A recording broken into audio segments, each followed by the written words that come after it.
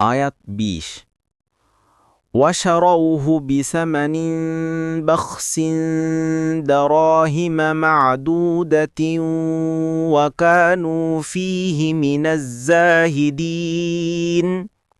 অনুবাদ, আর তারা তাকে বিক্রি করল স্বল্প মূল্যে, মাত্র কয়েক দিরহামের বিনিময়ে। ১ এবং তারা ছিল তার ব্যাপারে অনাগ্রহী। ২ তাফসির।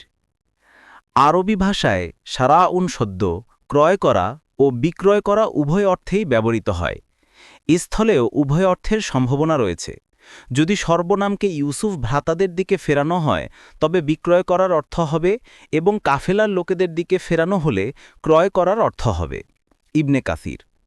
উদ্দেশ্য এই যে ইউসুফ ভ্রাতারা বিক্রি করে দিল, কিংবা কাফেলার লোকেরা ইউসুফকে খুব সস্তা মূল্যে, অর্থাৎ নামে মাত্র কয়েক দিরহামের বিনিময়ে ক্রয় করল। আয়াতে বর্ণিত বাখসিন এর দুটি অর্থ হতে পারে। ১ খুব কম মূল্যে, তাবারি, কারণ তারা বাস্তবিকই তাকে খুব কম মূল্যে বিক্রয় করেছিল। ২ অন্যায় বা নিকৃষ্ট বিক্রয় সম্পন্ন করল, কারণ তারা স্বাধীন মানুষকে বিক্রয় করেছিল। স্বাধীন মানুষকে বিক্রয় করা হারাম। কুরতুবী। ইমাম কুরতুবী আরও বলেন যে আরব বণিকদের অভ্যাস ছিল তারা মোটা অঙ্কের লেনদেন পরিমাপের মাধ্যমে করত, এবং ৪০-এর ঊর্ধ্বে নয় এমন লেনদেন গণনার মাধ্যমে করত। তাই দারাহিমা শব্দের সাথে মাদুদাতিন গুণাগুণী শব্দের প্রয়োগ থেকে বোঝা যায় যে দিরহামের পরিমাণ ৪০-এর কম ছিল। আবদুল্লাহ ইবনে মাসুদের বর্ণনায় এসেছে ২০ দিরহামের বিনিময়ে ক্রয় বিক্রয় হয়েছিল, এবং ১০ ভাই ২ দিরহাম করে নিজেদের মধ্যে তা বণ্টন করে নিয়েছিল। কুরতুবী। ২ নং ফুটনোটের বিবরণ এর দুটি অর্থ হতে পারে। ১ ইউসুফের ভাইয়েরা ইউসুফের ব্যাপারে সম্পূর্ণ নিরাসক্ত ছিল, তাই তারা এত কম দামে বিক্রয় করে দিয়েছিল। ইবনে কাসির। ইউসুফকে কম মূল্যে বিক্রয় করার কারণ আবার দুটি হতে পারে। প্রথমত এ কারণে যে তারা এ মহাপুরুষের সঠিক মূল্য সম্পর্কে অজ্ঞ ছিল।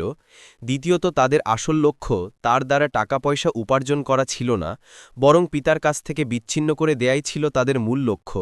তাই শুধু বিক্রয় করে দিয়েই তারা ক্ষান্ত হয়নি, বরং তারা আশঙ্কা করছিল যে কাফেলার লোকেরা তাকে এখানেই ছেড়ে যাবে, এবং অপথর সে কোনো রকমে পিতার কাছে পৌঁছে আগাগোড়া চক্রান্ত ফাঁস করে দেবে।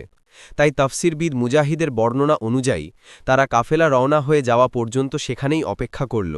যখন কাফেলা রওনা হয়ে গেল তখন তারা কিছুদূর পর্যন্ত কাফেলার পিছনে পিছনে গেল এবং তাদেরকে বলল, দেখ, এর পলায়নের অভ্যেস রয়েছে, একে মুক্ত ছেড়ে দিও না, বরং বেঁধে রাখো। কুরতুবী, সাদি। ২ এ আয়াতের আরেকটি অর্থ হতে পারে যে কাফেলার লোকেরা ইউসুফের ব্যাপারে খুব গুরুত্ব দিচ্ছিল না, কেননা কুড়িয়ে পাওয়া বস্তির মূল্য আর কতই হতে পারে। ফাতুম কাদির। কাফেলা বিভিন্ন মঞ্জিল অতিক্রম করে মিশর পর্যন্ত পৌঁছে ইউসুফ আলাইহিস সালামকে বিক্রি করে দিল।